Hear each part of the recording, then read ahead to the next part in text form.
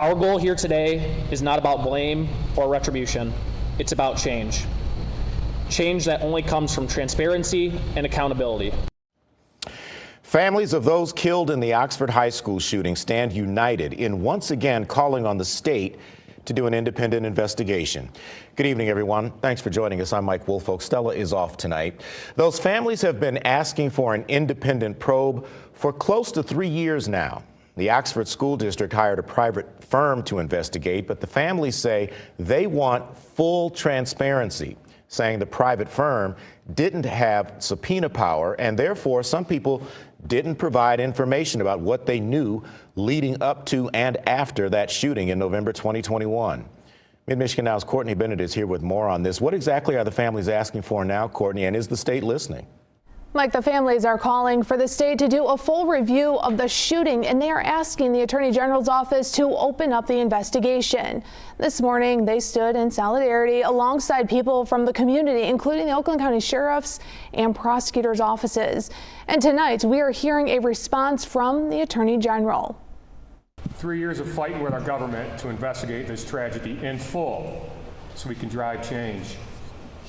You heard me right. Our government has not investigated the shooting. Buck Mears' son Tate was killed on November 30th, 2021. He, along with Madison Baldwin, Hannah St. Juliana, and Justin Schilling, were all shot inside the halls of Oxford High School.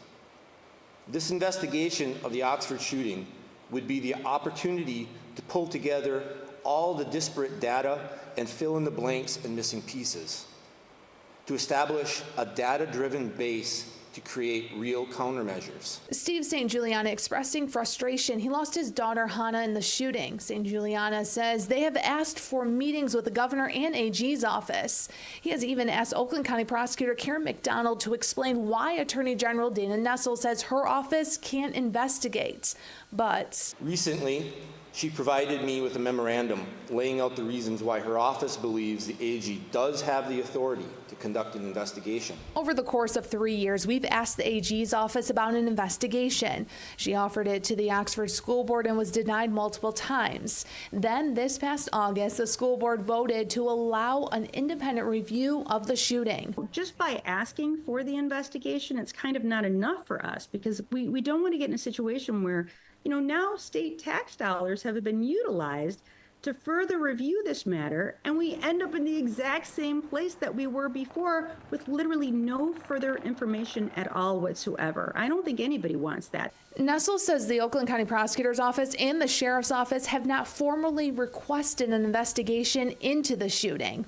If the Oakland County Prosecutor could not find crimes that these school officials committed, I don't know why they would expect that anything would change when we take the investigation, unless there was something woefully insufficient about their review or their analysis of the case. For the families, they have longed for this investigation to be something schools across the state and possibly country can learn from. We'll fight to our grave. I'm never going to give up this fight. It's really grueling to try and fathom why we can't get to the bottom of something, why we can't have our questions answered, why we can't address the concerns that we have. Nessel questions why the Sheriff's Office and Prosecutor's Office didn't put in a request to investigate. But after her news conference this afternoon, both Prosecutor Karen McDonald and Sheriff Mike Bouchard released statements saying they'd be willing to work with Nessel. For now, live in the studio, Courtney Bennett, Mid-Michigan Now.